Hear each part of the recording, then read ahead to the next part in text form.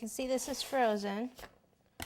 So I want to take some off this way and this way. And notice I have to hold on to it because it's light. So I kind of hold on to it at the base. That way I don't totally mess it up. Smooth that out.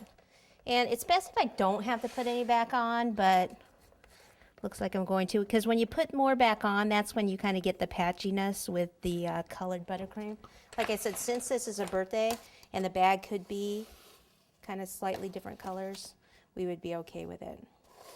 Okay, but see how smooth you can get that side? And then in here, you kind of have to hold on to the top a little bit. Go this way.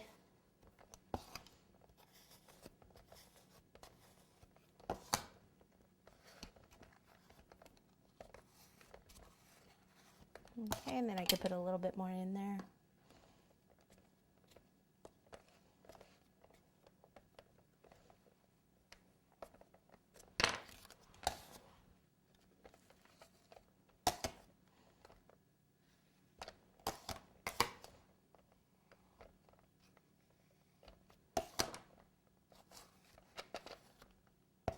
Okay, and then the edges, we could use, well, let me come back this way first. This way.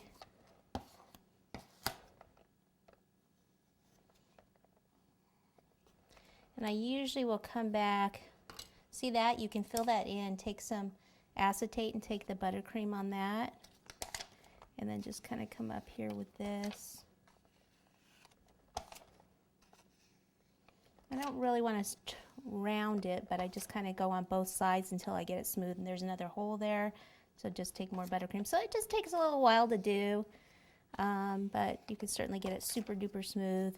And we're going to have decoration on the bag, so we can certainly cover some things up also.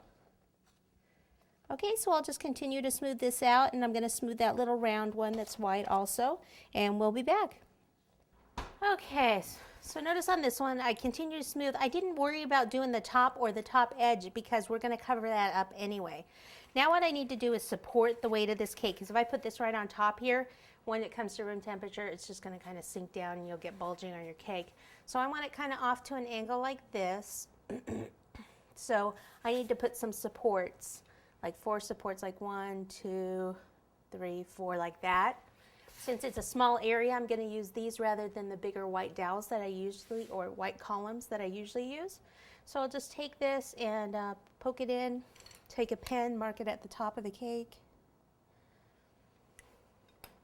And then I need to cut 4 that are that height.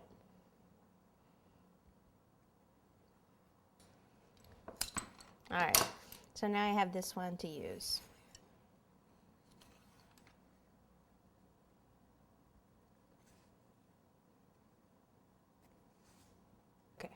So I'll take, because the top of the cake, I can see that this one goes down anyway, and then that part of the cake right there is a little higher, right there.